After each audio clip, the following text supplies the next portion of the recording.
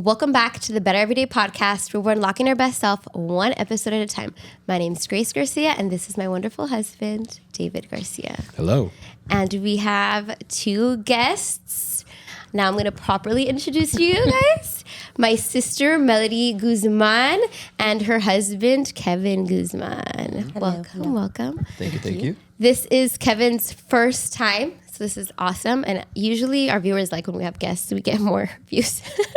So thank you guys for being with us. You're welcome. My husband and I were talking, we're like, it'd be amazing to have you guys on. I want to hear your story, see the process is like, because this podcast is called, obviously, The Better Every Day. And I believe you have chosen to become better every day, as corny as it sounds. And so I want to talk about it. And so this is about your is it called VSG journey? VSG journey. And so first explain to the people, because I don't even know what VSG stands for, but I kind of know what happened. What is VSG? So it stands for the gastric sleeve surgery, but it's vertical sleeve gastrectomy, I believe. That's what VSG stands for. But yeah, it's a procedure to make your stomach smaller so you can, in the future, lose weight, get healthier, but it's to kind of reset your stomach. Okay, and how long ago did you get this? 107 days ago. Wow. Yes. Crazy. I feel like time is flying. Yeah. It feels that way. Sometimes it feels like slow. It's weird. It goes through, like, sometimes I'm like, oh my God, it's been so quick and I've lost all this weight. And then sometimes I'm like, this is taking forever. Like, sometimes the stalls feel long. But yeah, it's been quick overall. And how, did you always want this? How long ago did you want this? Like, what made you decide, okay, I'm going to get the VSG? Yeah, so about maybe 2 years ago, my doctor recommended that I get weight loss surgery. It was my primary physician, and she just said most people that try to lose weight fail, and so maybe you should look into getting weight loss surgery because it's like a concern, like your weight is a concern.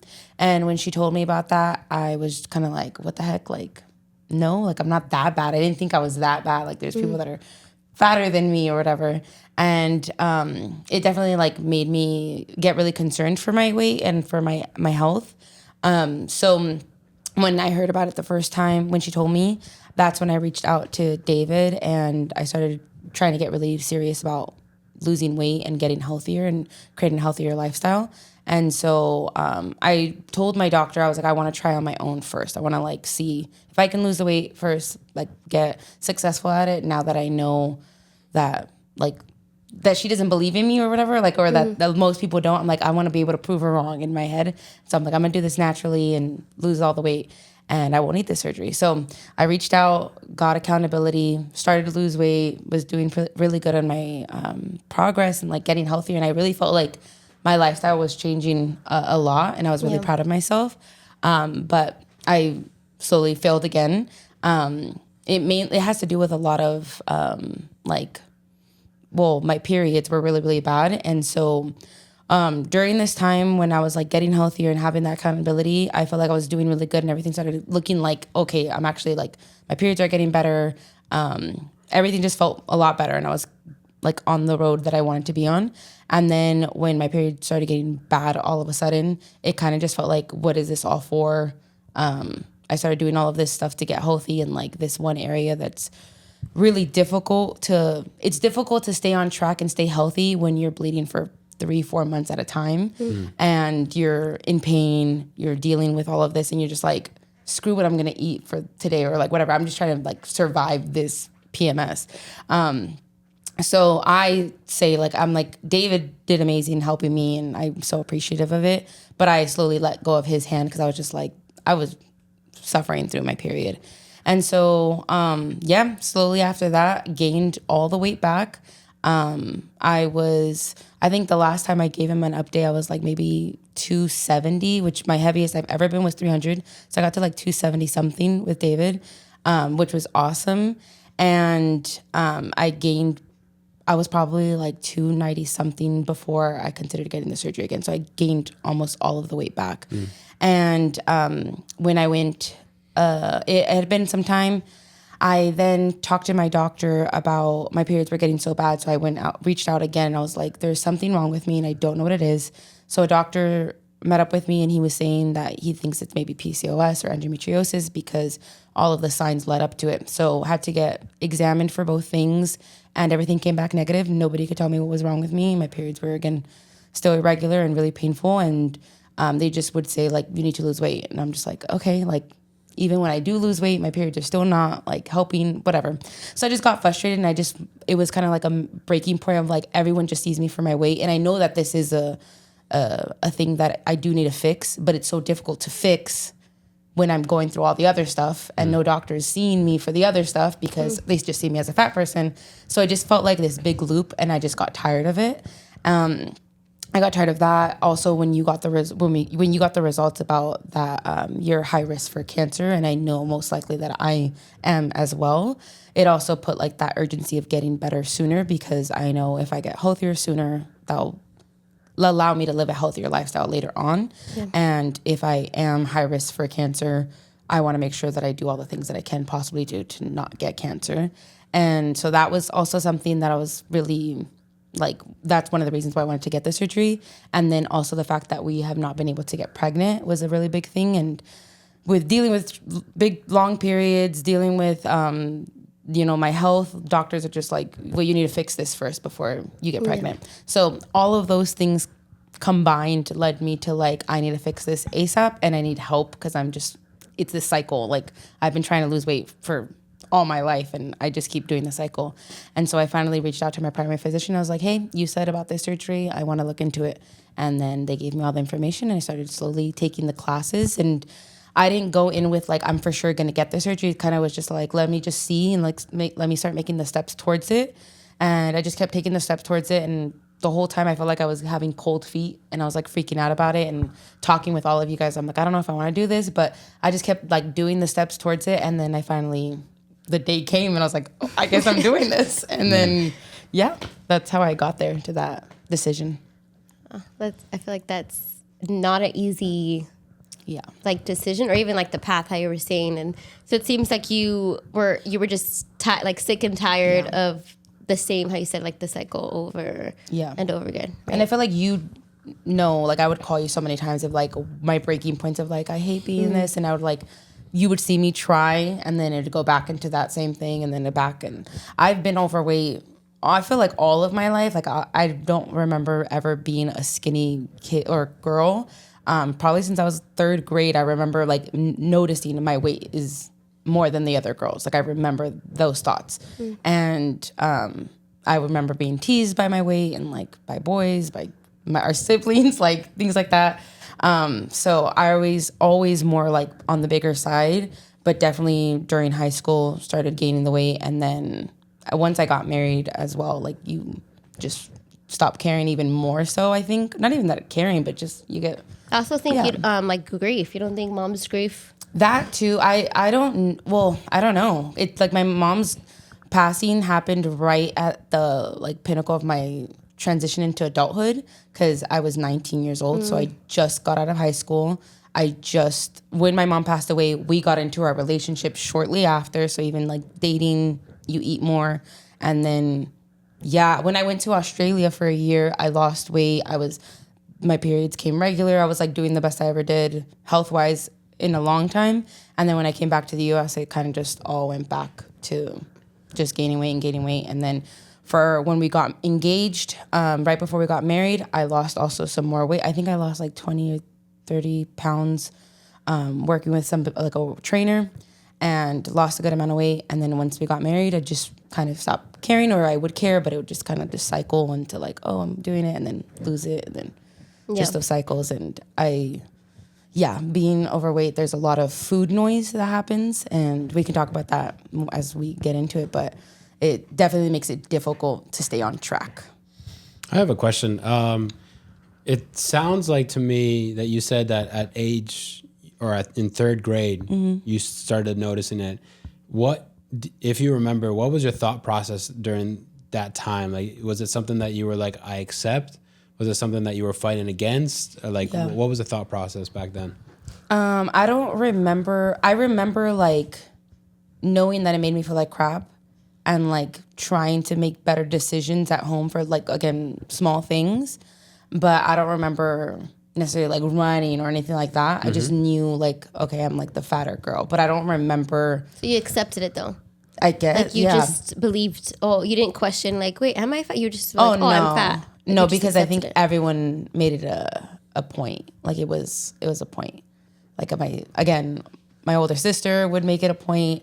I remember like specific conversations of like, your pant size is bigger than mine, and I'm like way older than you, and I was just like, okay, like I remember those things being called bulldozer by kids, being called the Hulk, being like, I was always told, so it wasn't like ever a thought for me to be like, oh no, I'm not. When It's you're so young. I knew it for a fact. And yeah, even my mom, I remember there was times where when I got a little bit older, I was like 14, 15, I'd want to wear like a bikini or something that you and Mercy were doing. She would be like, oh, maybe you need to lose a little bit more weight before you wear that. Like I remember knowing it. My mom thought I was overweight. My dad did. My sisters did. Like everyone did. So it was never a, maybe I'm not, and they're just all crazy. It was like, no, everyone's saying it, so I am. So I don't remember ever not being conscious of my body, like ever in my life. But like, and this might be because we're different in this aspect, but I put myself in your shoes, and you know, if somebody were to call me those things, like I immediately try pushing back, and I'm like, I'm not, and let me prove it to you. Like my question, I guess now is, what was your thought process in that aspect? Like, was it, okay, everybody has told me this, and so it is what it is, and I'm just gonna, I guess, maybe not indulge, but like, let me just live my life as best and as happy as I can. Like, Yeah. Like what was the thought process? Like, or was it like, I'm gonna challenge them for a little bit? Because I know that for a little bit you would. I remember you being in wrestling for a little bit. So like that's basically my question. Like, did you feel like you wanted to challenge it? Did you feel like, okay, like everyone like has told me this, and then they have reinforced it over and over again? Like, there's nothing I could do. This is who I am. I can't do anything about it. Like, what was the thought process in that aspect? I'm not naturally I don't think growing up I was a natural challenger. Like if someone said something, I wasn't like, well, I'm going to prove you wrong. Like, unless it was about being strong. I think that was the only time I ever like really tested. I'm like, oh, I can lift this or whatever. But in other things, I kind of just was like, okay, I remember again, when I would feel like crap, I would do something about it. But our lifestyle, even at home, like we didn't eat that healthy. And it just, wasn't like a working I just kept pushing. Like, again, to me was, I didn't know the tools of, or my family never gave me the tools of like, okay, like let's like not have as much carbs in the house. Let's try to like do this. It was kind of just like, yeah, you're overweight. And then I would try to work out for like a week or two and try to keep that up and try to eat a little bit healthier. And then just the cycle would go where I would just pig out. And then people would be like, oh, you're fat. And I'm like, oh crap. Yeah, I need to work out. Like it wasn't like a consistent thing. I never made like lifestyle choices because that wasn't role modeled around me.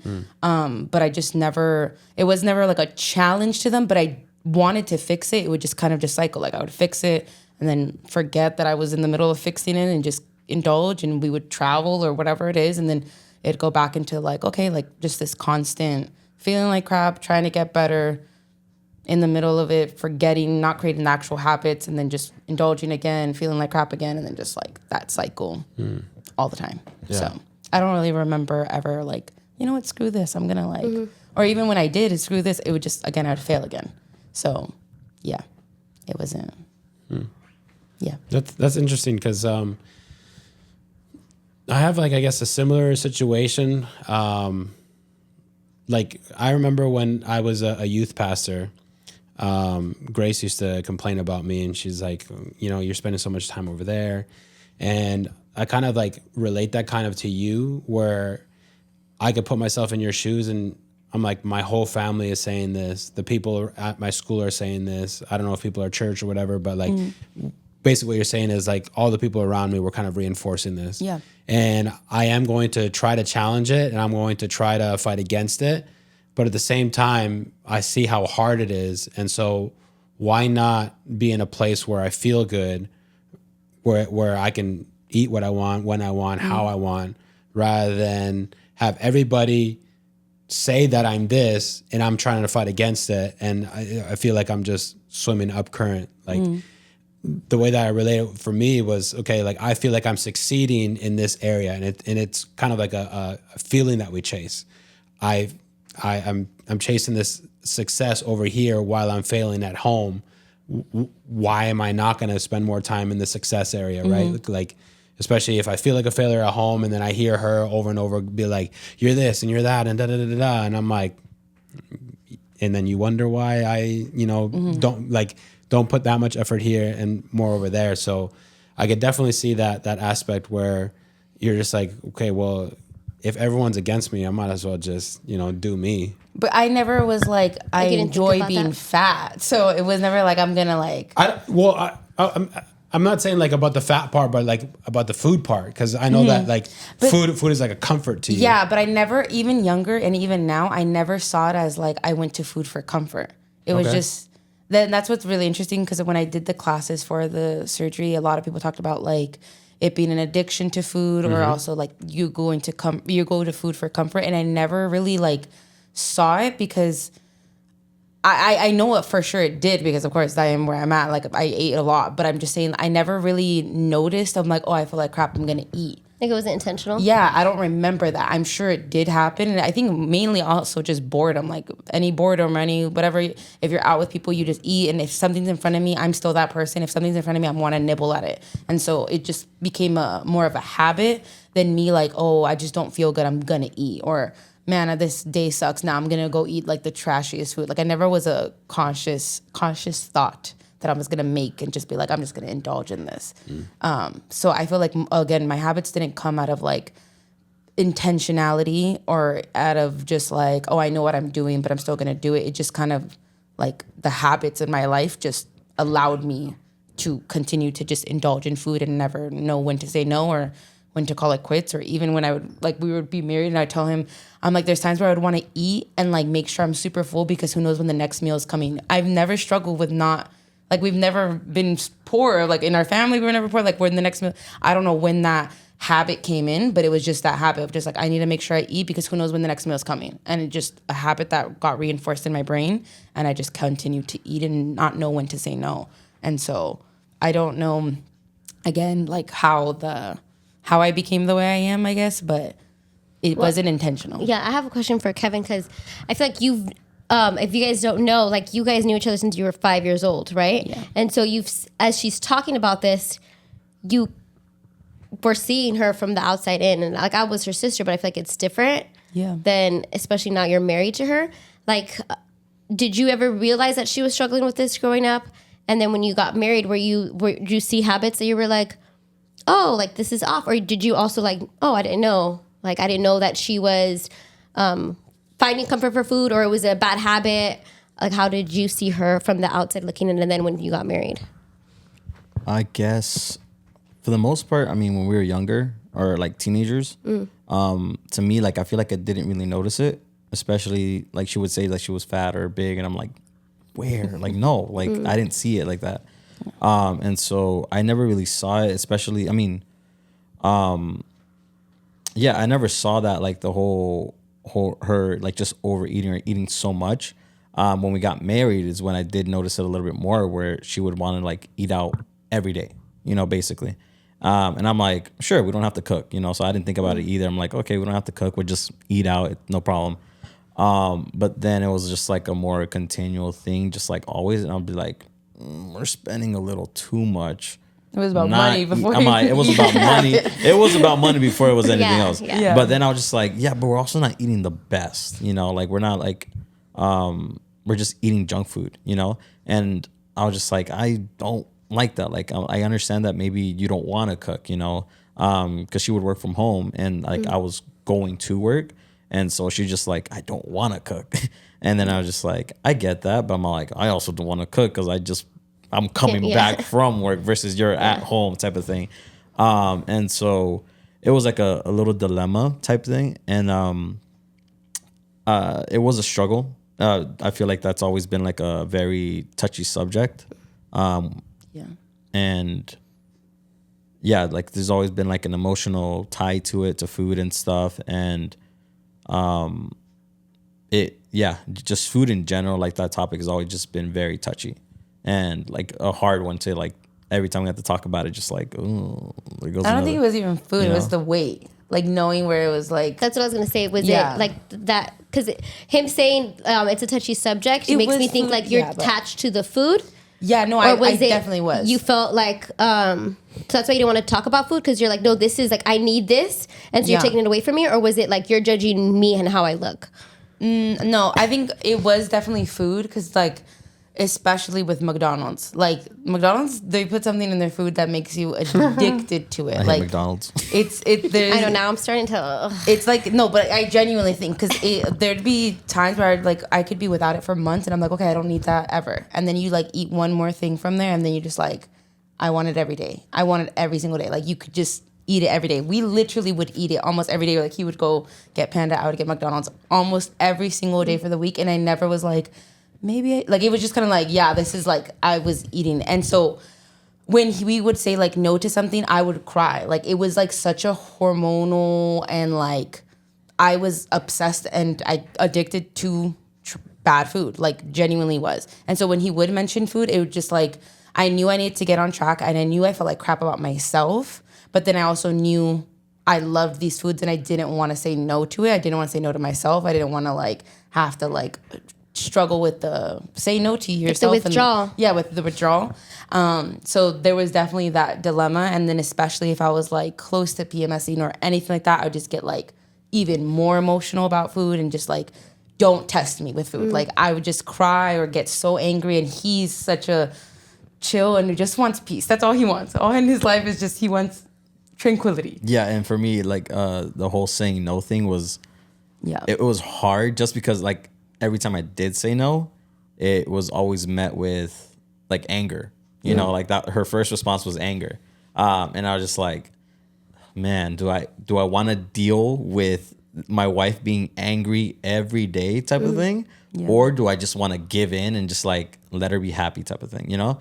And I was just like, that's the route that I chose because I'm like, I don't want to fight every day, like the same fight every single day. Like I didn't want to do that, and so like the times when we did talk about it and we brought it up, that was like something I would say. I'm like, well, like if I don't give you, because she would also say like, why don't you help me out, you know? And I'm like, well, I try. Like you the times where she's had like that moment of like realization of, man, we should do better. I'm like, okay, let's do it then, you know? It was always me waiting on her because again, if I did it, it's met a different way, you know? So when it's coming from her, I was like, okay, let's do it.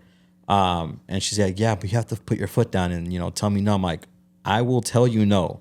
I'm like, but if I'm met with the same thing every single time, eventually like I'm like, tears, I'm not going to be able crying, and he- to. I'm like, yeah. I'm telling you right now, like, I will tell you no. I don't have a problem telling you no. But if you're coming at me like just anger every time, I'm like, screw this, you know? Like, why am I going to put myself through this every time? It was definitely really, really bad. Like, the addiction to food was really bad. And I definitely just felt like it was an attack on me if I had to, like, and again, I would try, like, I know I need to get better and how to fix it. And then just, like, the emotion to food would get all there. And I would just, like, cry and be like, this is the worst thing ever. It was an addiction to food, like, full on.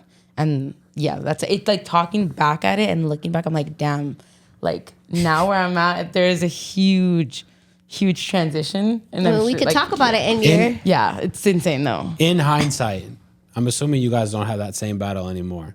Do we still argue? Now I'm like, I don't know what to eat at all. Like, I don't want anything. But in hindsight, I think I have somewhat of a difficult question for you. But it's in hindsight, so it's a. He's prepping you. He's prepping. No, what am I looking for? It's like it's a maybe situation, right? Something that might never happen ever again, right? Yeah. So don't take it to heart. All good. But if you could go back and this surgery was never a thing, would you continue choosing peace over fighting for and with your wife? So there were times where I would tell Mello, like when we would get to that point again, like having that conversation again, I'm like, okay, if you really want to change, I'm like, I know that I can't help you by myself. I know that because I'm going to give in because of the fact that I don't want to, again, be fighting with you every day. So I'm like, since I know that I can't do it by myself, we need to reach out to other people that can hold us accountable to do it. And then that would start another conversation in the sense like, I don't want to drag other people into it type of thing. Or finances. Or like finances if we were like paying like a coach or something, right? And so if this was never an option, the surgery, I do think that I would like to believe that there will come to a point where I just have to reach out to somebody and be like, okay, somebody else has to help me out because I know that I can't by myself. Because even though I tried, because again, I always told her, I'm like, for me, it was never like the weight, like being a problem. It was always just health. Because if we know that for one, if we're struggling to get pregnant, and that was like a huge thing for us, and we want to get pregnant, we want to have kids. I'm like, then we have to do something about it because we know that this isn't working, right? Like there'll be times where, like she said, when she went to Australia, her periods were regular, right? Over there in Australia, their meat is and their food is better stuff than that we have here in America. And when we would come back over here, we noticed like again she was like eating McDonald's, and again when she would eat it like constantly. Mind you, when I was in Australia, I would eat McDonald's almost every single day because I was on a student budget, and I still was losing weight and looking the best I ever have and feeling the best I ever have. That's so crazy. that's why I'm saying like the meat quality is insane because I was eating the same food out there and I was still seeing a way better lifestyle versus here. Yeah. Sorry. And like here, every time when we eat out, like I told him like, isn't it a little weird? And we talked about it. Like it's weird that again you're eating like McDonald's like constantly, right? And that's like the biggest one. They're eating McDonald's constantly, and now your periods stop coming. I'm like, I feel like there's a correlation in that. Like that's just like we should stop eating that and let's see what happens. And so we would do that and test it out. And we would see eat again, other burger joints, but no. because she loves burgers. So we would like Literally, other stuff. and it would actually help most of the time, or sometimes. For Yeah, kind of like sessions. again, we did notice like that stuff, but going back to your, the question, I do think that I would be again. Oh, sorry, I forgot where I was. That it was never about the weight. It was just about her being healthy. That was like my biggest thing. I always told him like all I care about is you being healthy. Like I want to be, even myself, I want to be healthy for my kids. Like when we have kids and stuff, I just want us to have like a healthier lifestyle. So it was never about that number of like a weight of like, oh, you're getting too big. I'm like, you look beautiful to me no matter what. Like I don't care. But I do think that if the surgery was never an option, then I would like probably be reaching out to like family or someone just like help me because I know I can't by myself. Yeah. That makes me ask one last question on this topic, which is, then do you feel like her desire for the food was greater than, I guess, your authority or her submission to what you thought was better for your marriage or for her? I guess in a simple sense, yeah. Because it was more like instant gratification, like right in the moment, like this is what I want. Yeah. Versus thinking long term, like, like what's better overall, right? Yeah. So I do think that it was more like in the moment, like this is what I want, this is what I'm craving, and like I want it now. Yeah. And so I do think that was probably more important. Sorry. Without this turning into a marriage episode rather than what Part 2. your journey or whatever, I will say that I get you 100% because I've been in similar situations, not on that same topic, but on different topics, where I 100% get you, where the voice of the desire is just like and you're just like no, and you try putting your foot down, no, and it just keeps going. I get you, and I do the same thing sometimes too, and I'm like, know what, whatever. Do whatever you want. Yeah. Go ahead. I think seeing this back, like again, going back and seeing seeing it in hindsight it was such a huge addiction in my life that everything came second to it. Everything. Glorifying God with my body, with my eating, second. Like our marriage, our happiness to our marriage, second. Me wanting to have children, which is like one of the biggest things, that I wanted, desired, second. Like everything came second to food. And looking like in the moment, I'm like, no, that's not true. Of course not. Like, and I would try to fix it. And again, when you do the classes and you learn a lot about what food addiction looks like, you end up seeing it's not an easy, just make better choices. Like you try, But the addiction to food, the hormone imbalance, your body now craving these certain things, it's such a difficult cycle to break. And that's why the majority of people that are obese struggle so much to lose weight and to like fix their brain, because you have to fix your brain. And that's what our classes also talk about. It's like that food addiction. It's not just like this surgery is not going to just fix everything too. Like there's so much after this 1 year of honeymoon phase, which they call it. A lot of habits will need to I need to create habits now, because after a year it's all going to change again, because my brain chemistry is going to come back to what it's supposed to be like. Right now it's different because of the surgery. And so it's just the addiction to food, the habits that you create, all of that stuff. It's like it taunts you and it keeps you in a circle. And I've watched other people talk about this, but I do genuinely believe that it's so interesting that God always references bread as like the bread of life, as something that's good, it's healthy. Like God made food and it's supposed to be good for us. But the enemy loves to mimic what God does, and he makes artificial types of food and gives us crap, and he knows how to get us in a chokehold. And Yes. I think, again, everyone struggles with different sin. My sin, one of my biggest sin was, lack of self-discipline, but glutton in food, because you can be gluttonous in other things, but in food. And I was addicted, and without this surgery, I think I would have just kept going on the cycle, or even if I did get better, it would have taken me a lot longer. So the surgery is a tool, and it's a huge tool, but it definitely doesn't fix all of your problems. There's still a lot of things, but looking back, I'm like, it was like this dark addiction black hole that like anything came second to it. So you kind of, I think I told you, I feel like addiction to food is so much harder than others, because like drugs, you don't see it. Like people don't just walk around with drugs, right? You're like, you have to go find it. You have to be exposed to it somehow, some way. Like same thing with alcohol. Like it's not easily accessible, where I feel like food, toddlers know what, like they know already like that Every stuff. party you go to, there's food. Yeah, Any occasion, there's food. At church events, they're going to have the unhealthiest food there, right? Like, oh, it's a breakfast morning, donuts or whatever, like pizza, like the easiest stuff. Stuff like it's so much harder. Because you said you didn't know you were addicted. Well, I'll ask Kevin first and then you. Like, did you see it as like, oh, she's addicted? Or you just were like, oh, she really likes McDonald's? And then when did you see it as an addiction? Yeah. I guess I never thought of it as like, oh, she's addicted. You just thought she loved it? Yeah, like I just never labeled it, I guess. Like, oh, you're addicted. Like me thinking about it, like, man, I think she's addicted to food. Again, like I just knew that, again, hindsight, right? Being 2020, when I look back, I'm like, I guess she was, like she was. Because again, like she would say like, oh, I'm eating because I'm bored. Like she would say that, like, I don't know, I just want to snack on something because I'm bored. I'm like, oh, okay.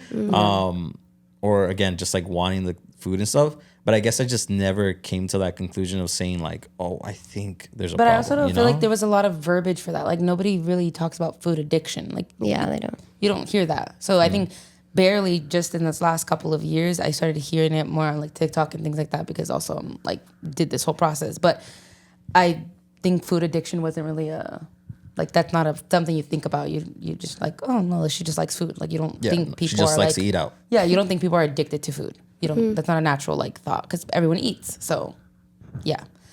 For me, I think honestly, I didn't even see it into a food addiction until I took my classes, and probably until after I got the surgery, and I saw how like the noise in my head about food just kind of like, and I'm like, dang, like before I would be fiending, like we would just drive by and I'm like, I want something, not even because I want it, just because I need it.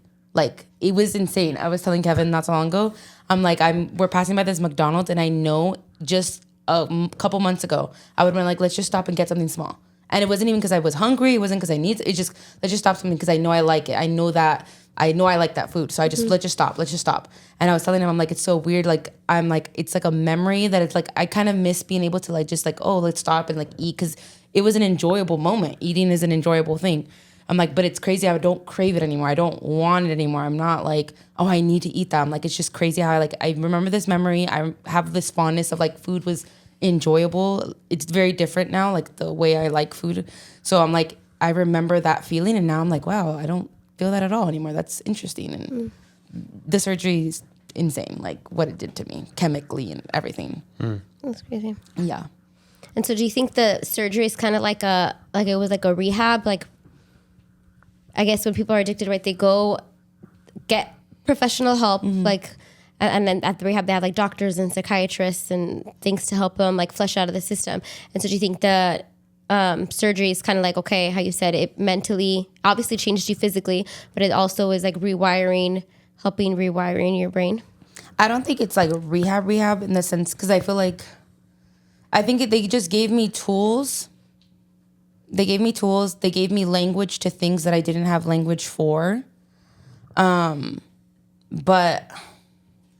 I don't know how to explain it. I don't know. Maybe it is, I guess, a type of rehab, but I feel like there's still things in my brain that I'm still working out. So I don't feel like I'm like, I got all the information I need. There's still things that I look into and I'm like, okay, like I need to still learn about that. And I think I told you about this one girl that she hosts seminars for people that after a year had the surgery, like what happens to your brain and how to like work after the fact. And I'm like, oh, there's still things I need to like grab and learn. It's not like I got all the tools that I needed from this class or even from getting just the surgery. But I do feel like it was like that step towards it. And I got a lot of the tools that I needed, but I know for a fact it didn't give me everything. Because there's times where I'm just like, hold on, what am I supposed to do now? Or like, and I'm like, I don't know what to do. And I'm like, okay, I have to like look into it. I have to research. I have to like go out and outsource. So I don't feel like I'm done learning or growing. I think that's what rehab is, right? Like when people, I mean, I haven't been, but Yeah, when people go to rehab, you get tools. like they get tools, but they assume like they can not relapse, but I think they're constantly trying to like get better because they know that was just I guess like their frustration. Like when how you said like you get sick and tired and you cycle until you go, and then they know like, oh, I still have to learn and grow because it's only for a little bit at a time. I just feel like with rehab, I know that they give more like steps and like talk more about the healing process of like what this drugs did to your family, to all this stuff. So I'm like, I don't think I have like, because I know I affected people with my habits in our marriage. Like, but there's so much more that I didn't get information from. But I get the correlation. I don't know what rehab actually does. But analogy. Yeah, but the classes do help a lot. Okay, so we did the pass leading up to where you're at right now. You said that you tried the harder route, the working out, the trying to be healthy, and then you finally came to the point of, okay, let's do the operation. Talk to us about what that decision-making process was like first. Was there any worries? Were you worried about, how did that conversation between you two go? Yeah. How did you guys come into agreement about it? What were things that you guys were worried about? Was there anything about it that you guys were excited about? Was there new challenges that were going to be presented because of this surgery? Talk to us about that. Yeah, so when I brought it up, I think I brought it up kind of like, oh, I'm thinking about getting this surgery. I want to take the classes and just like see. And then he was very much, you want to say what you told me, like, no matter what? So, yeah, when she told me that, her doctor gave this as an option, I was like, okay, like, Oh, and that insurance covered it, because that was like a big thing too. That was a huge thing. We're like, oh, wow, insurance covers it. I'm like, cool. Every time we talk about Kevin, it's always money. Because it's a big thing too. Like, imagine that there's some people that don't get it covered and they pay $20,000 to get this surgery done. Like, if that wasn't the case, or even $5,000, we didn't have that. Like, you probably wouldn't have gone if it's There's $20,000. no way. Yeah, even if it was, like $5,000 again, it would have been like, okay, we'll see. Like, that wasn't going to be easy. But the whole process in total, I think we spent $300 for the entire thing. Okay. Yeah. So that was like, okay, come on. So that was also a big thing. Yeah. So again, insurance covering it was a huge blessing. But when she mentioned that her doctor brought it up, I was like, okay, it's good to have like options, right? And I told her, I'm like, okay, like, what do you think about it? Like, and she told me, and then I was just like, okay, well, because she was giving like her cons, like the good stuff and everything. And I was just like, okay, like hearing her out. And I was just like, okay, it makes sense. And then I told her, I'm like, the goal is to be healthier, right? because we want to have kids. We want to live a long life. We just want to be healthier. And so I told her, I'm like, well, surgery is going to be hard, right? But also doing it on your own is going to be hard. So I'm like, you have to choose your hard. Like, one of them is going to require you to be disciplined and like really try. Like, it's going to be on you to really do, put in your work. And the other option is going to force you to do it. There is no other option, because if you get the surgery and then you try to go back to your old ways, a lot of people have pain because like they try to overeat and instantly like they're in pain and throwing up. Like, so you're forced to change your habits, right? Yeah. And so I told her, I'm like, you're going to have to choose your hard. I'm like, one is, again, you're going to either try to build up that discipline and do it yourself, or do the surgery route. And that's its own hard in itself, because now you have limitations. You can't go back to eating the way you did. Taking vitamins for the rest of your life. Taking vitamins for the rest of your life. There's a bunch of stuff that you have to do now just to be healthy, even while doing the surgery, right? And so I told him, like, you're going to have to choose either one. Like, and I told her, I'm like, do you think that you have the discipline to be able to do it yourself? Right. And I think that also played like a huge factor in like her being like, maybe I don't, maybe. Because again, we pushed it off. Yeah. We pushed it off a whole year because she tried to do it herself. Yeah. And then we saw that it didn't work. And so then when we talked about it again, we're like, okay, well, we saw what happened last year. Yeah. But like, you were supportive. Like, yeah, either way I was supportive. I told her, I'm like, I'm with you. Like, I'll do whatever route you want to choose. I'm like, let's do it. Like, let's do it right. But again, like, just know that whatever route you're going to choose, it's going to be hard. Like, you have to mentally prepare and know it's going to be hard. It's not easy. And that's why, like, I don't know if, like, some people might think of it as like an easy way out. It's not. Like, the surgery itself, like, there's a lot to it that changes your life forever. And it's a different type of hard. It's a different hard, yeah. And so, yeah. So I brought it up to him. I first brought it up to him, talked to him about like what I had just seen online and like the pros. And I'm like, most people say they don't regret it, or I haven't seen anybody say they regret it. Like, oh, this is awesome. I'm like, I'm just gonna start taking the classes and seeing. And so from the beginning, when I started taking my classes through Kaiser, they make you go through 6 classes online. And each class that I went to, I had a pro and con list. And I would write down what I liked about getting the surgery, what I did not like about it. Some of the big cons were having to take supplements for the rest of your life. Knowing that if I ever did drink alcohol, which I don't really care for, but like I shouldn't ever, like they don't recommend that you do, but it would affect me very differently. And then the biggest thing for us was pregnancy. So this whole time we're trying to get pregnant, all of our marriage for the most part. So 5 years in, trying to get pregnant. And this surgery, they asked that you try not to get pregnant for 2 years. And for us, we're just like, what the heck? Like, now, for me, I'm going to be 30 by the time in 2 years. And we are now saying for sure we're not going to try to have kids for next 2 years. And it just kind of was like, do we really want to say yes to this? That was like the biggest con and the biggest like worry and anxiety that I had. But I also knew that I can't get pregnant on my own these last 5 years. So I'm like, I need help anyway. So that's kind of what just led us a little bit closer. I made sure that, again, with my pro and con list, I ended up getting a therapist in between this as well. So I would talk about a lot more of the emotional aspects of what it is to be fat and going through these classes and all that stuff. But talk to a therapist about my decisions. And then I prayed a lot and asked God for confirmation. Like, I wanted an out. I wanted it almost like an excuse to be like, oh, I can't get the surgery. Like, I guess I can't. Like, I tried, Yeah. And one of my big things was like, okay, if I talk to my dad about it, because I was waiting with my dad. Like, I was like, I'm going to talk. It was his parents and my dad that I was most concerned to tell. And so I had told everybody for the most part was very like on board. You guys were very much like, you were kind of iffy in the beginning, but you were like, okay, like, yeah, like you asked a couple questions and then I answered you and you're like, okay. But when I talked to my dad, I was like, God, if you make him like uneasy about this, or him like, Melody, are you sure? It's a sign that it's not for me. But if but if he's like so on board, then like, I'm like, if he has peace, then like give me peace. Lo and behold, talked to him and he was like, that's amazing. I was like, what? I was like, what? He's like, that's amazing. He's like, I have a friend that did it, and like his life just changed so much, and like blah blah blah. So I think since he has seen someone else go through it, that gave him a lot of tranquility about what the process looked like, and like saw the transformation. And so after that, I was like, okay, this is like very much like God giving me the okay on it.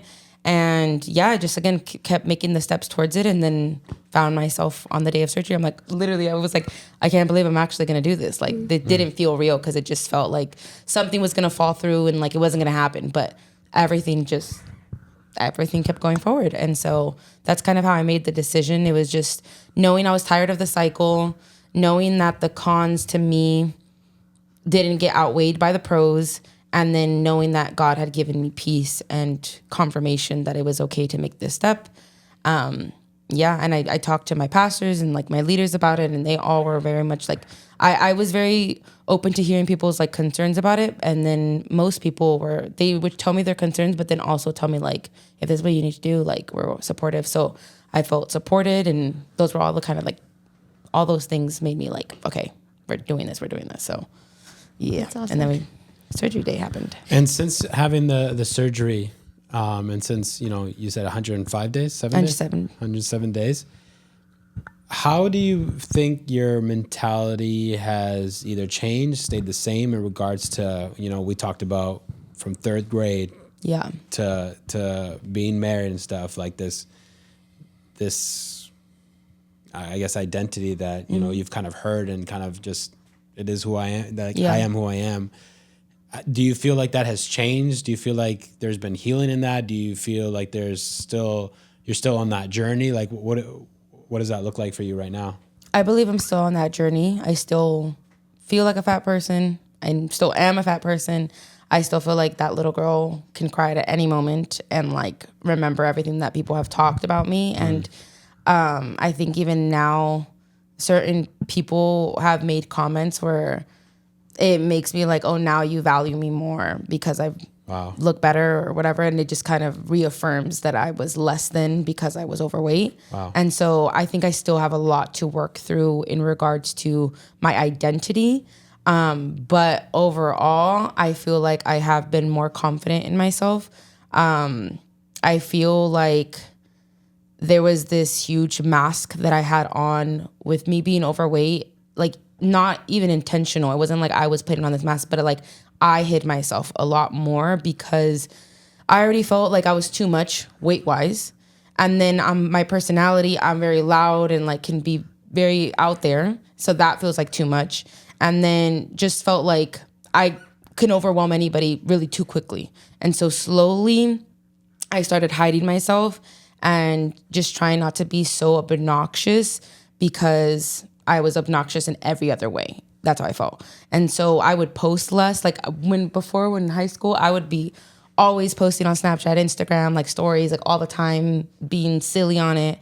And then as I gained weight, again, not cautiously, I just started like not posting, never taking selfies, not really like taking pictures of us that often. It was very like in a blue moon. Not taking videos of myself, just like trying to like just like silence myself, quiet myself. And now I'm just kind of like knowing that the weight is being shed off. I already feel a lot more better just my look wise, but I just feel like that confidence has allowed me to like just be back and like talk and be silly online and be loud and like who cares. And I don't know, I just feel like this level of confidence has come back and it's like starting to reignite who I used to be. And I'm really proud of that. I do feel like, again, there's a lot that I need to work through in regards to food because now, again, the food noise is down, so I'm not craving food as much. And when I do eat, I get full very quickly. So I'm not like I want something specific and I'm just like, no, whatever I eat, like it's going to fill me up in like 2 bites. So I'm like, who cares what it is really for the most part. I'm not the same anymore when it comes to food. So that's awesome. But something that I'm still working through is, again, if there's food in front of me, I like to eat. Like my brain just like, let's just eat it. And so I still, not so long ago, a week ago or 2 weeks ago, I had food in front of me and I told him, I'm like, I'm so full, like it hurts. Then the next day I did the same thing. He's like, why are you like eating past your fullness? And I'm just like, in my brain, without thinking again, was like, I'm going to be hungry in an hour or two, so might as well just eat now more. And I'm like, I don't know why I'm thinking that. Again, there's food in the, like, there's no need to do this. But my brain just naturally, let's just eat what's in front of us. It's here. Let's take advantage. And so he was just like, okay, like, you need to create these habits again where just serve yourself half of what you think you're even going to eat. So then if you want more, you have to make a conscious decision to get up and get more food. And I'm like, yeah, that's true. Like, that's true. I need to make those decisions. And I'm trying to make sure I create those habits of, like, if I'm bored, not going for food. If I'm bored, like, trying to do something else. Again, when I'm full now, I just immediately try to remove the plate out of my space. And I'm like, here, like, take the plate away from me. I don't want to see the food. So I'm trying to make those habits. So then again, when this honeymoon phase changes or the honeymoon phase ends, I've already started making this, that it's just become a second nature, and I don't go back to eating the same way I was. But luckily with the surgery, it's very, very, very low chance that I'll gain all the weight back. They say, I saw a doctor talk about it literally today. He said after you've like reached your maintain weight, which is like when the doctor tells you like, hey, you should maintain this weight now, like you're at a good place. Some people, if again, you're not eating good or have bad habits, you can gain, they say like 20 to 40 pounds, but like that's usually the max. Like you don't really ever gain all of the weight back. It's really difficult. Like you have to be super intentional to re-stretch your stomach. But yeah, all of that, I'm grateful that this process has allowed me to like, I see food differently. The noise has gone down tremendously. My confidence has gone up.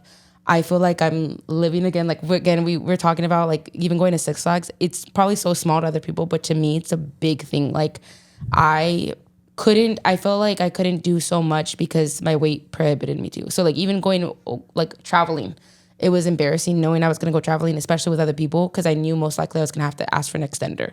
And that is so embarrassing having to do that on a flight.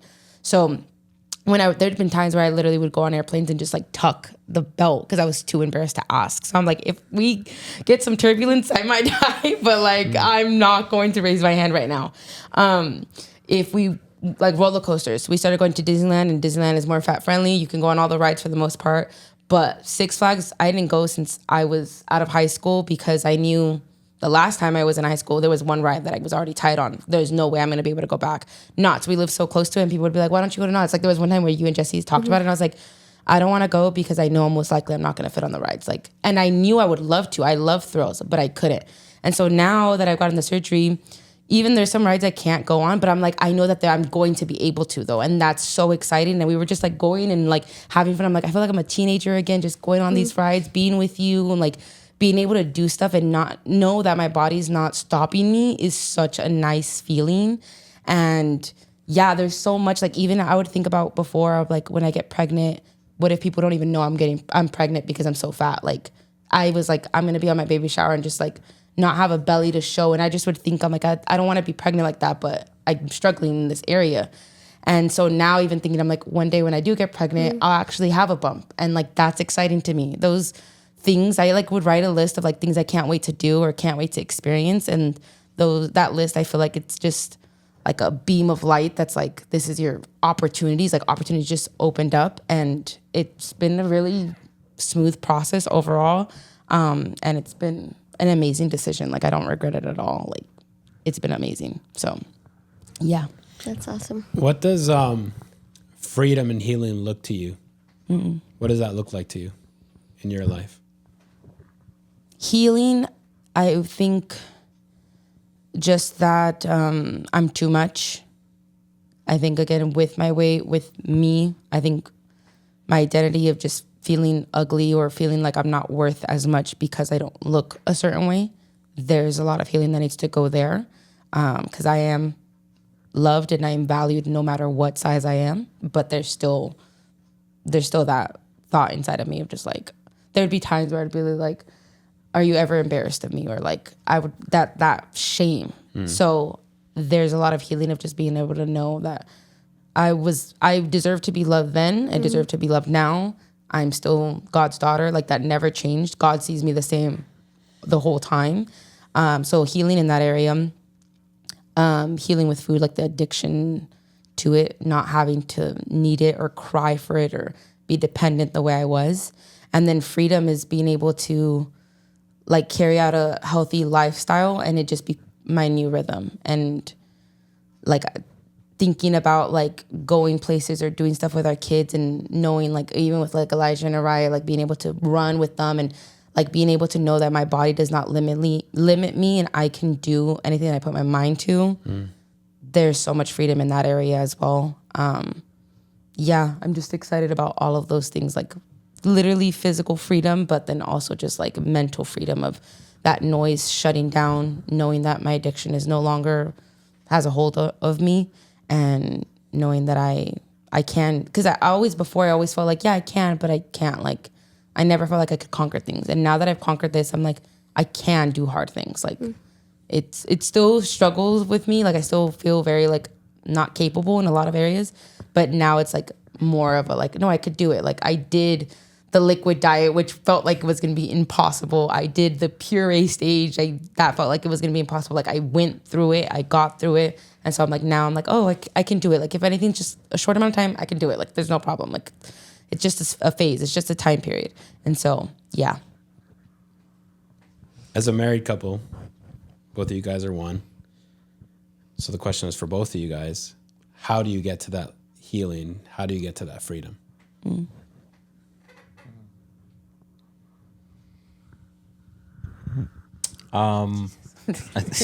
Jesus. The answer's always Jesus.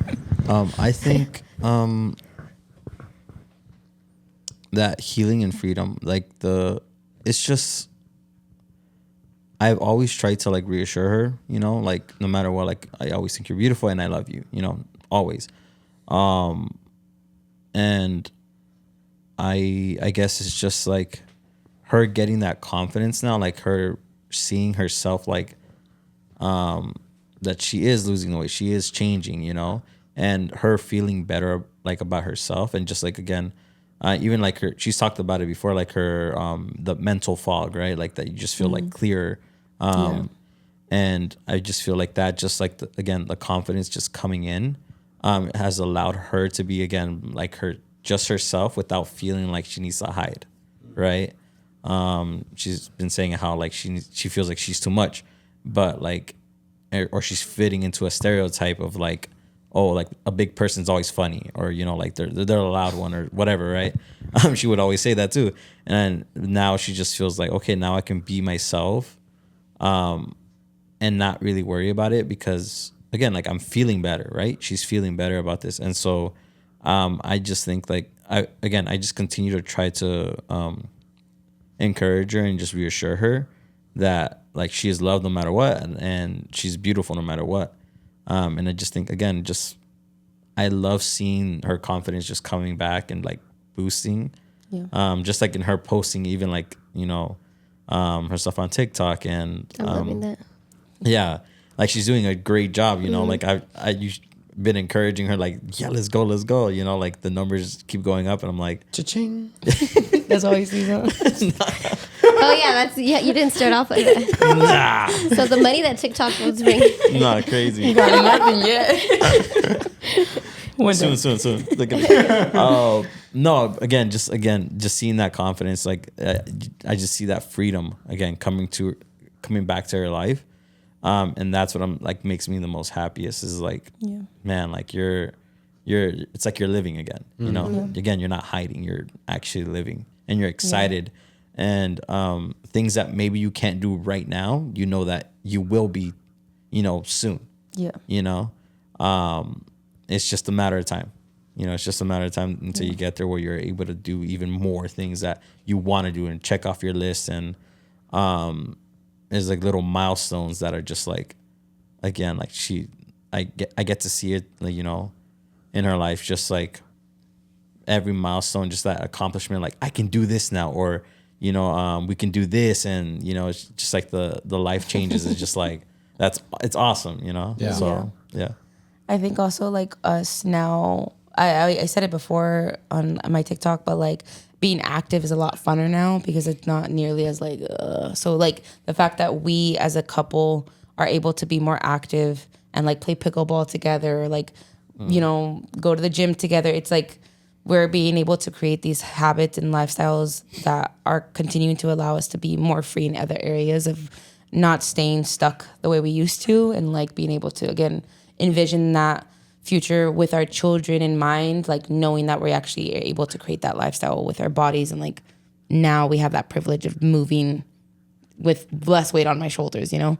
And then honestly, just, I think even more healing. I do think I need to go back to therapy just to even continue to discuss that. Cause I think it's just, they're touchy subjects, and I don't know if there always will be, like, not touchy subjects, but touchy memories of just being called that and knowing that stuff.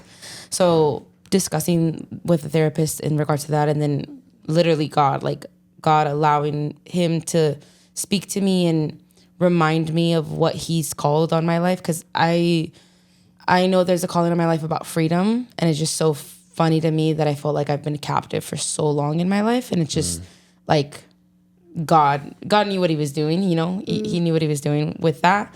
And there's so many things, again, that I'm still, like, God is working through them with me. But it's just, I know that my life has a calling of freedom and proclaiming freedom. And all of these things that I've struggled with, they are to proclaim that there is truly a God that redeems, a God that allows us to go through those processes, and we're never alone through those processes, a God that will actually restore and break off those addictions in your life.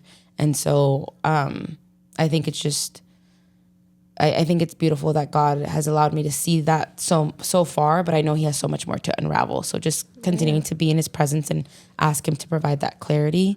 I think that's going to allow us to continue to be free and get more healed and continue to progress forward. That's beautiful. And I think, well, we've said it, like, something, you guys are young. You guys are, I don't 28. know, 28. And when you hit your 30s, right, we both say, like, when you hit your 30s, there's something that happens. I feel like confidence, your mental thing, I don't want to say, like, life was, like, starting all over again, but there's, like, a huge shift between before and after.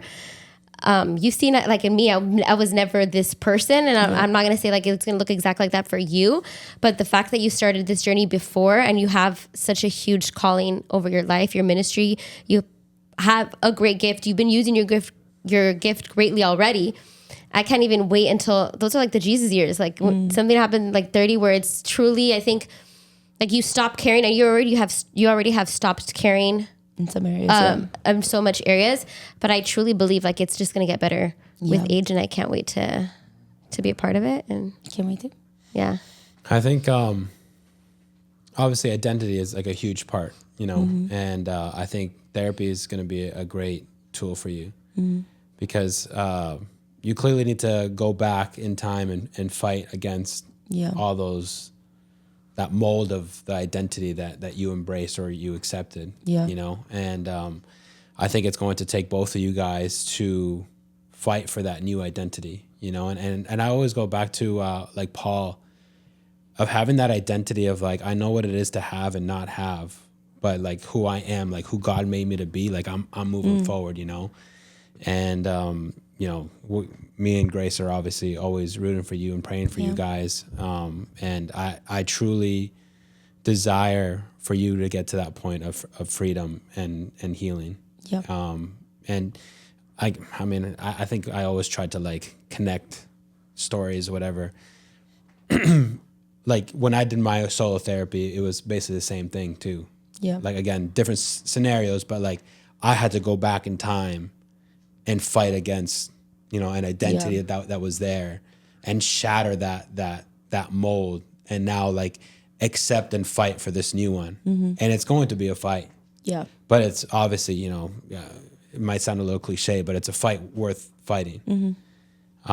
Because for you to get to that point of healing and of freedom, where it's like, I am who I am. I am who God created me to be. Like, I think, you know, that when you're connected to God and that river of living water, like, I mean, you've seen her transformation, you've seen my transformation. And it's just like, when you have that, where it's like all the other noise just shuts out, and now you're just, like, trusting and believing who God called you to be. It's like, it's so powerful, and you start doing things that you never thought would be possible. And that's where you really start shattering that old identity.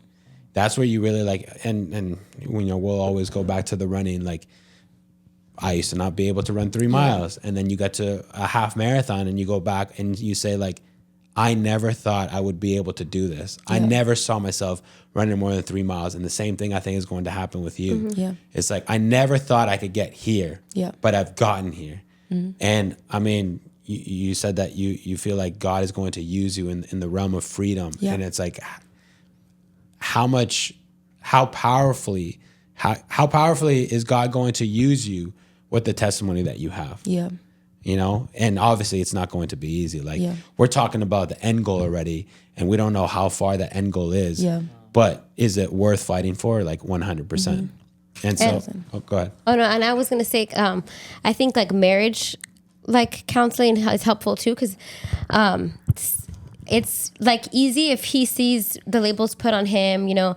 But it wasn't until like marriage counseling when I think you're brought into that in a more like intimate setting, because you're hearing out loud like in real time, and then the therapist asks you, well, how do you feel about that? How would you respond? And it's like a healthy place of like, because I don't think it's just gonna go away, right? Like him not wanting to say no to you because of that fear. You like I feel like those things, if you just, because right now I said it doesn't happen, but they can like manifest in other conversations or other ways. And so that's always helpful to have someone there to discuss like both sides. I think it could be very helpful. And also of like, as parents, I think parenting is so hard already as it is. And you unconsciously like put that on your kids, or like start, I guess, overcompensating. Like, right? Like I feel like you start like overcompensating over like, you know, my father did this, then I'm just going to be like super jokester or like whatever, you know, like the opposite side. And so having those conversations, now that you guys are mindful of like, okay, how does that look like in therapy, both, so you guys are both on the same page, I think will be very helpful. And I think I'm gonna ask myself a question because I feel like I'm her sister, so like I think I've seen it, but I think what worries me, if I don't want to end in a damper, or maybe we don't have to end on a damper, but I think what worries me is that like I love you so much, and I'm sure I unintentionally have damaged, you know, like as kids, and so I'm sorry if I did. I never meant it. But I think what scares me is like you're like and I mean I had things from you and we talked about that. Like I think it scares me that we are so good at hiding as humans, like our shame and our vulnerabilities. And so I'm afraid that like after the year or something, like you're gonna be scared or afraid, because I'm like, oh my goodness, I didn't know for so long of how body conscious you were. Like there would be times where you would tell me you're frustrated with like working out, or like you can't have a kid, but then never to the point where you're just like, I think about it all the time, like it's making me sad, or like talking to me about like your arguments. It was so little, I think the little glimpses you showed me that I didn't see like, wow, this is like an everyday thing. And so I think it scares me, like, oh my goodness, like I didn't know, like, and that's scary because it's like I'm your sister and I feel like we were close. And so I get worried of like, okay, like I hope she can like say something. I hope, you know, she can trust me. I hope she knows that I love her no matter what. And I just hope you know that, like, that I love you. I know you love me.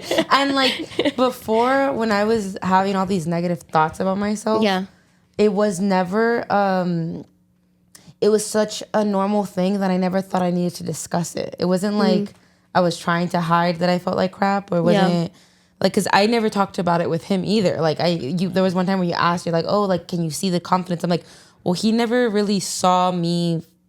You saw me feel like crap, but like you never knew the lack of confidence I had, just because I carried myself a certain way almost all the time. Like a lot of people told me like, you look like you have so much confidence. I'm like, I am so insecure all the time. Like it's not even a joke, but like people don't see it because I'm smiling and I'm flamboyant, and like people always think like the happy people, there's nothing going on with them. But it's like we're the darkest people. Like I dealt with depression every single month, if not 4 months at a time. My mindset about myself, about my worth was super, super low. But it was such a normal thing that I never was like, hey, I should bring somebody into this. Or like, maybe other people don't think like this. Like it literally was just my norm. It was my norm. And so now that I feel like I've know what that is, to that mindset kind of dissipate. Like haven't been, like there's times where I'm like, oh, I don't feel great about myself, but it's not the same way as I used to. Like I would dread going out to places because I felt so ugly, like just felt so ugly. Now I'm like so excited and all that stuff. So those thoughts have gotten so quiet that I feel like if they were to come back now, I'm like, oh, that's not normal. You know what I mean? So I feel like I would hope that it's like I realize what's not normal anymore, and I could bring that up because this surgery has allowed me to quiet those noises and allowed for that mind clarity to go, like, get so much better that it's just it now I feel like, oh, this is what normal's supposed to feel like. And so if something were to feel like out of whack, I feel like I'd be like, oh, I'm not feeling great, or I'm starting to feel like this is coming up again, or whatever. I feel like it would alarm me now that I'm getting used to feeling so good about myself. It's not even, again, not about my looks. It's just my brain feels so much better. It's insane how, like, I don't have this darkness. Like, it was dark all the time in my brain. And now it's just like, wow, like, I'm actually happy, like, for a long period of time. And I don't have to go into this depression. So it's been, again, I'm only 3 months in, so I don't know what the rest of my journey is going to look like, but I hope, again, that this peace and, like, amazingness allows me to see when things should be alarming. Yeah. And, like, hey, this is not normal. But again, we're going to have to see how I progress. And again, the therapy hopefully that can help me. And I'm already doing I tried to look into other people that are already ahead of me in this progress, so I can see, like, what they talk about are dangers or what come up for them, and I can, like, learn from their experiences. I'm not just, like, doing this by myself and not listening to anybody else. I'm, like, trying to make sure that I'm learning from other people. Thank God for social media in regards to that, because there's a lot of people that will talk about the crap that they have to go through or the good things that they have to go through with this surgery. So, yeah.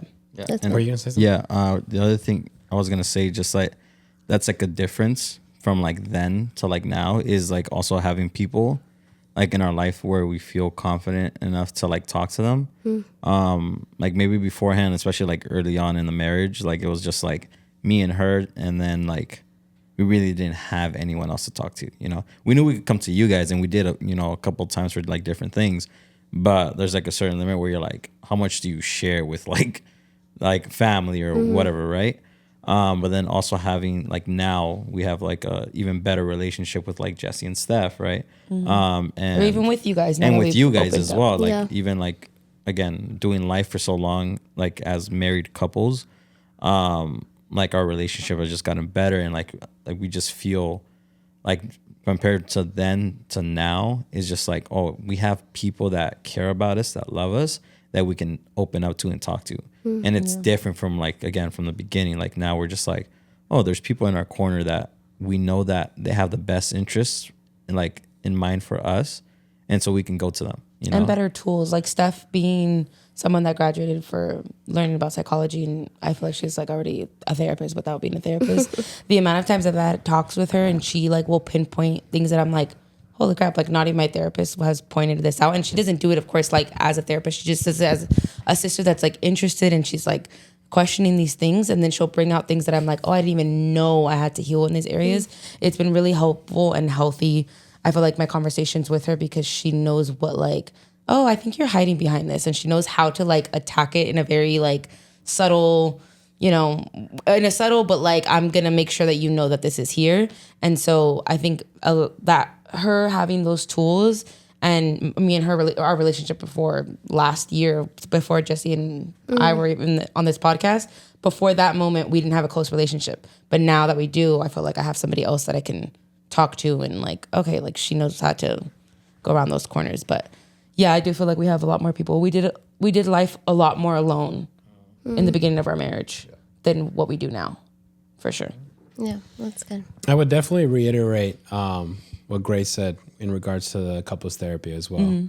I think it's important for you to do it on your own with the process that you're going through, but also as a marriage. And I know you might think off the hop, like, buddy, that's money.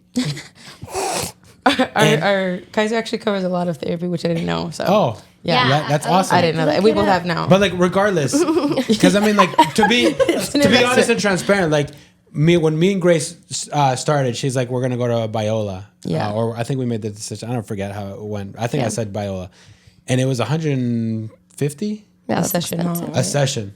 Yeah. Okay, and like, And I was in the same headspace as you. Like, that's a lot of money. We're trying to save. We have a lot of bills, X, Y, Z, right? But you have to see it as an investment, because it is. And it's a worthwhile investment. Me and her are a living testimony that the time that we spent and the money that we spent was very well spent. A lot of things shifted and a lot of things changed during that time. Yeah. And that leads me to my question is, you've said that after a year, the voices might be coming back, or it changes. Yeah, when you get gastric sleeve surgery, this one lady that she studies like the psychology, but she also went through the process. There's like 3 major hormones that change when you get this surgery. One of them that goes up is that I'm full Q. I don't need, like, I'm satisfied. And so that goes up during this process. So the other 2 hormones kind of go into like a sleep mode. And after a year, when your body kind of like fully regulates, they wake up again and they go into your habits, like the habits you create, you're just going to continue to do those habits. And then the other one, I forgot what it was, but those kind of awaken, and it allows you to like, I can push it a little bit more, or I can just, again, create this habit and keep doing the same thing. And so like a little bit of weight comes back. Yeah. And that whole process happens. And so my question is, before the question is, right now you guys obviously have 107 days, so you guys have like 260 days, let's call it, to do work within your marriage, because if and when these thoughts start coming in, the hormones start coming in, these desires or cravings start coming in, how are you going to do it differently this time than the last time, right? Yeah. And so whether that is submission, I submit to you, like, hey, like, I know that you want the best for me. I believe that you love me. Whatever it is that you say, I can, because sometimes, like we've talked about it with me and her before we did the couples therapy. If you would have asked me, if you would have put like truth serum, I don't know if that's a real thing, but if you would have put truth serum, and if you would have asked me like, do you trust Grace? I would have said no. And it's not like, do I trust her like that she's going to cheat on me? It's like, do you trust Grace with your heart? I would have been like, no. And so I don't know if that's the case here, but what helped me for sure was when we had the therapy sessions, I got to a point where I'm like, I can trust her with my heart. And because I could trust her with my heart, I can let her in more, and I could have her have a say, like, because before it was like whatever she says, whether it's positive or negative, like it comes in through this ear and it comes out through the other. It was very rare when something that she said really stuck with me. Because you feel like I didn't understand you, and when I think what therapy helps is they make sure you don't leave there until like you guys understand each other. Yeah. Like and then you're like, oh, he really understands me. Or just outside, when we got out of therapy, like he realized how my brain works. And sometimes you don't even know, like you can't verbalize it or know it. And so then when I started going into my old habits, like now, like I am a workaholic. I can be a workaholic. And he'll be like, he knows the questions to ask. Like, are you doing that because you're trying to get value from it? Like you can't rest because you think like you're lazy. Like, where is this coming from? Yeah. Where before he would just be like, that's just how she is. I don't know what to tell her. Like, or I'm going to take it personal or whatever. So I don't know if I cut you off. Sorry. No, it's okay. So it has to come down to you guys being a team. Yeah. Like it's not one person dictating where we're going, how we're doing. It's both of you guys. And it'll take, obviously, like, again, I said, like, I understand when you get frustrated and you're just like, she's not listening to me. Like, I don't want to fight all the time. Yeah. Like, I can maybe even understand the point where us men sometimes are like, we know what is right and we're going to stand up for it. But we got like a 30-minute timer in us. And when that thing goes ding, we go, tap out, we're done. Go ahead, do whatever you want. But if you were to ask Kevin, like, how did you feel in that moment? Something tells me that he would have been like, I was like dying for you to like make the right choice. I wanted you to be healthy. You could hear just the word love over and over in everything that he would say in that moment. Yeah. And so, I think the marriage therapy would be wonders for you guys, because you guys can now, especially with you having the mute button on whatever's going on in the brain, you guys can practice all those habits now for when it happens, like hopefully it'll be a little easier. But again, it'll come down to what does healing and freedom look like for you, and is it worth fighting for? Yeah. 1,000%. I agree. And even if like, because I mean, it looks like you're doing all the work, and I'm sure his life has had to conform to yours because you have changed so much. And so I think it's also helpful with the marriage counseling, because there's times where like at least finances, like I was the problem, but then you decided, okay, let's go seek a financial coach, like knowing I was the issue. Because then he could see how like my brain worked, and it's like, oh, it's not that simple as like just stop spending. Or no, just control your emotions and don't get emotional with the money. Because I tell him now, I can catch myself and I'm like, I need to stop this conversation because I get very triggered. Like this conversation, I am automatically already like, I'm about to get mad, so let's just stop. Like, and he needed to realize like, oh, okay, she just feels like I'm controlling, or like, you know, how it is. Because then your kids might be like you or like him. And so maybe you're like, okay, I don't understand why he couldn't just hold his ground a little bit more, right? Or like certain things. And then before you know, you're dealing with mini yous where you're just like, oh my goodness, they're the exact same way. Because that's... She fights with Elijah all the time. Elijah's her. And that's what we even, when we had that prophetic word like was given over us, and I told them, I'm like, we have the beautiful advantage of knowing that most likely we're going to be having a kid within 2 years. And so that is a beautiful thing that we get like the privilege of knowing and preparing for it now. Like before it was always kind of like, we hope. But now it's like, okay, we can really step into this like prep mode of like before we even get pregnant. And so I think we've already started doing that with our finances, again, with my eating habits and being more active, getting better in those areas. But I definitely think there's a lot more areas that we're like, we want to get ready for this big transition in our life of stepping into parenthood, stepping into just a different lifestyle. Like we both have never really lived a fully healthy lifestyle. Like his parents, even though they're not like morbidly obese or anything like that, they don't have a crazy healthy lifestyle. You know, he doesn't come from a super healthy life. Like it's like, you know, we can, before in our marriage, we would be able to like eat bad because we both had bad habits. And so now it's like, okay, it's not just me that's changing. He also has to change. Like we don't have the same stuff in our house that we used to. Now we definitely look at the back of things and see the calories and the proteins, which we never really did. And he was like, oh, this has this much protein. And he gets like excited. It's like, we've already started changing. But yeah, there's definitely so many areas of our lives that we are getting the privilege of being able to like, oh, what can we fix before a major transition happens, like becoming parents. Yeah, so that's awesome. And well, I just want to say I'm proud of you because you've come a long way. I don't know if we said, but you said 61. I'm now 64 pounds down. Oh wow, you need to update your TikTok. I know.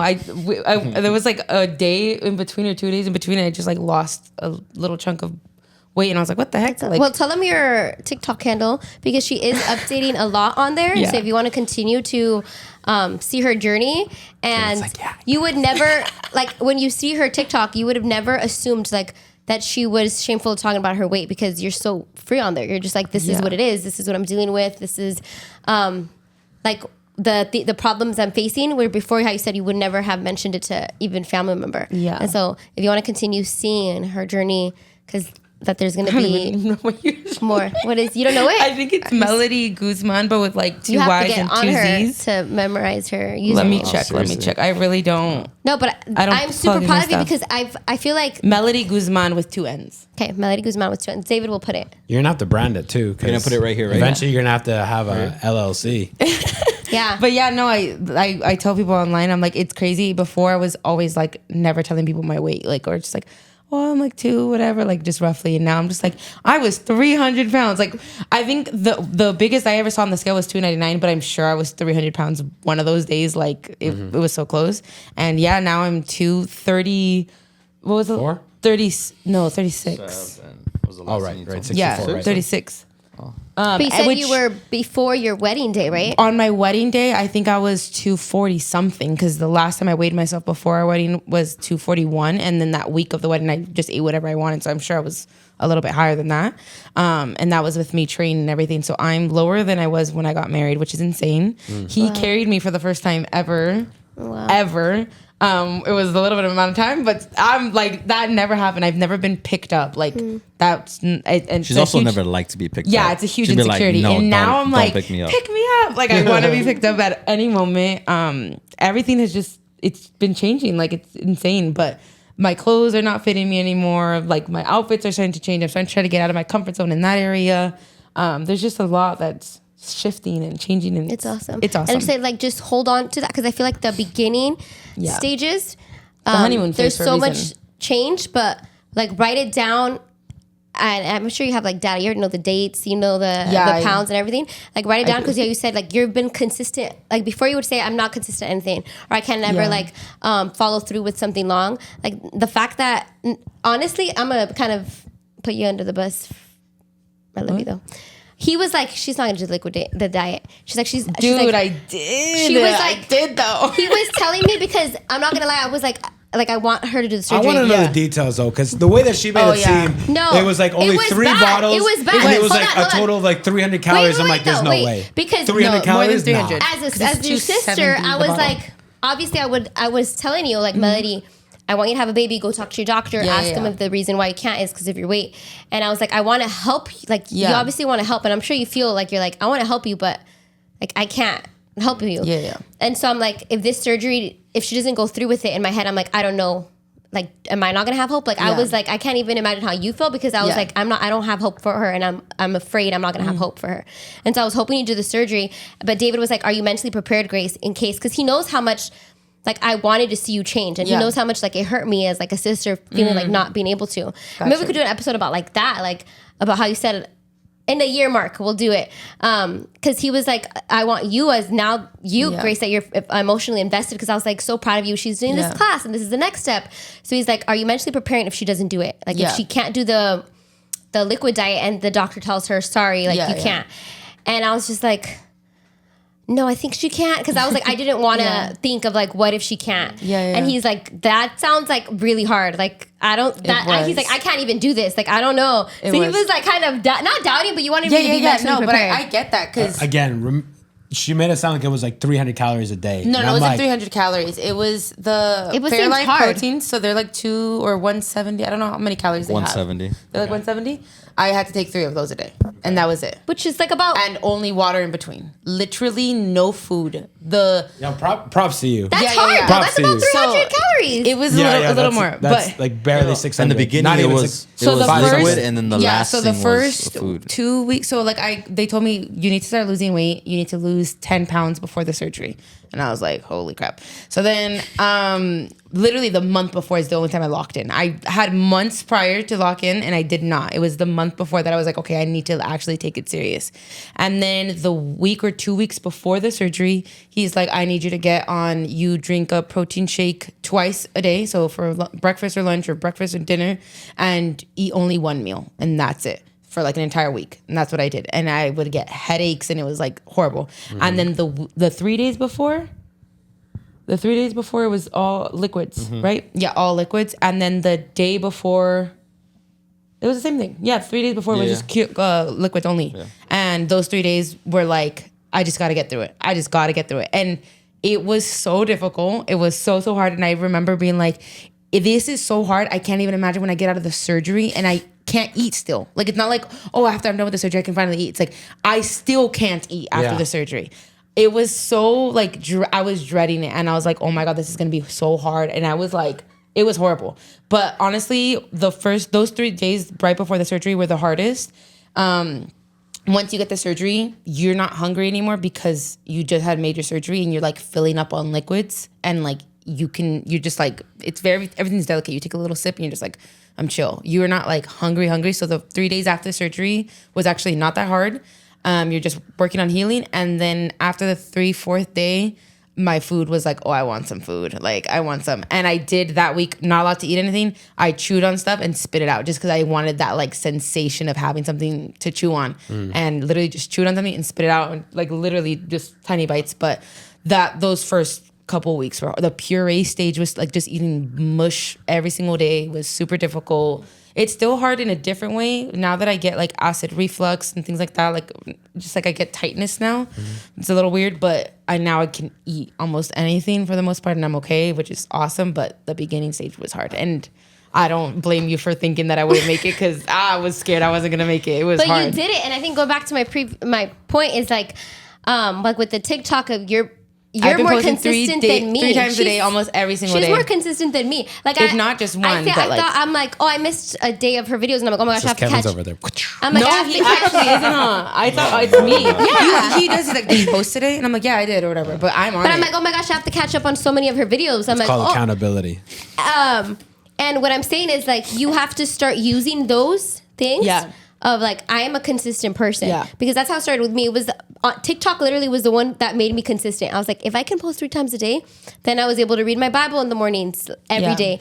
Then I was like, I could read my Bible in the mornings every day. Then I'm just going to like do Pilates. And then if I could do Pilates every day, I could do weight training. If I could do weight, I could run. Like it just like slowly the power of like changing your identity, like little steps. Because I feel like people think it has to be like, go out there and just completely change. Yeah. But it's like you just have to you have to believe that I am consistent. Like I can do this. And I think that you've been doing it. Yeah, that belief was completely like nothing before and now it's like, oh, there's hope. Like you're doing it. Not you can change. You have changed and you are doing it. Yeah. Crazy. For sure. To finish off, I would ask both of you guys, what is one lesson that you have learned throughout this process? And what is an advice that you would give them? It could be general, as in like a universal lesson and a universal advice, or it could be specific to this situation. A lesson. Well, one, it's you can do hard things. And like if I could do it, honestly, anybody could do it because like I was addicted to food and I did this process and it felt like, again, I didn't know if I was going to be able to, but you can do that. But also, you have a decision to see things a certain way. And perspective matters. Yes. And so online, I do see a lot of people be like the value thing. Because I, again, follow a lot of people that have gone through this surgery or want to get the surgery or just overweight people. And you do get treated a certain way when you're overweight. And that can make you feel like crap. And so a lot of people will talk about it and be like, oh, like they said, like, you're so pretty now. And they're just like, that sucks. And like they cry about it. And I'm like, yeah, that does suck. Like, but I choose to just see it like I can get bitter about what people are saying or bitter about compliments. But I know that they're just, it's normal to see someone that looks healthier is going to be more appealing to the eye than someone that's overweight. Like that's the world we live in. That's true. And so what I take it as is people are complimenting me and that's awesome. Like, so I'm trying to just say things better and choose that it's not an insult and I can live happier and like I don't have to be bitter. I can see the world darker or I can see the world lighter. Yeah. And so that's good. I think that's advice that I give to you too.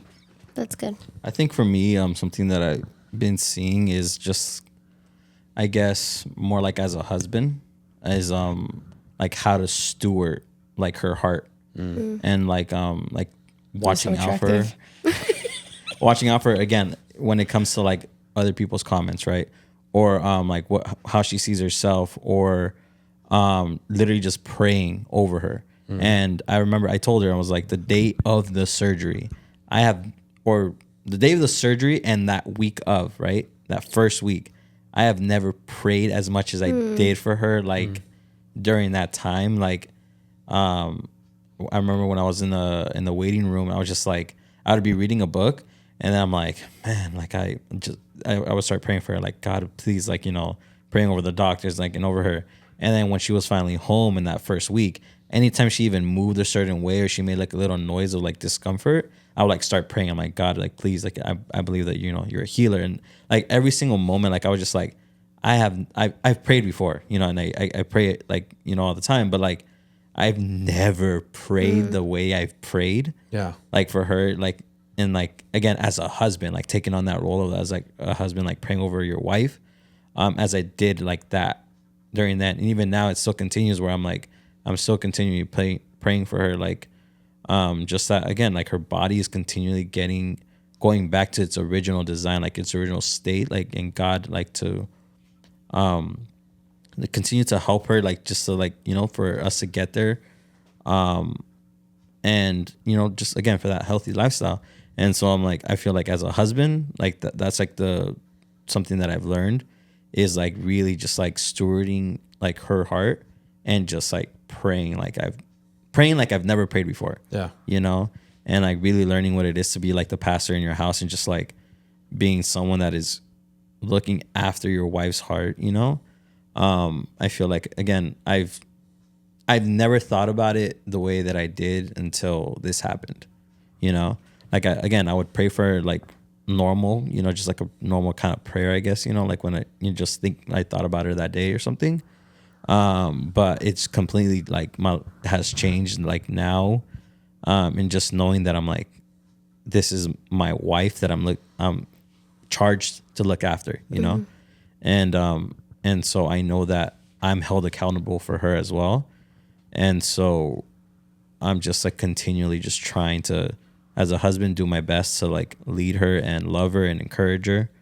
And so I guess that would be like, I guess like an advice for any guy out there that's, you know, a husband or dating or whatever, you know, just like knowing that you are the leader of your household and you are charged with, you know, taking care of your wife.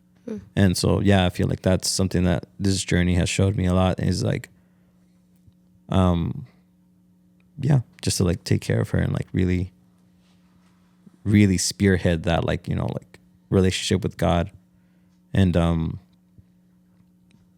just bridging that gap, I guess, you know. Yeah. I love that's powerful. Well, that's good. I think we're going to have you guys on one more time, at least for a marriage one. I think that would be an interesting conversation. As a husband, I'm like, this year that we've stepped into is like, he's changed so much and it's been amazing. Okay, calm down. I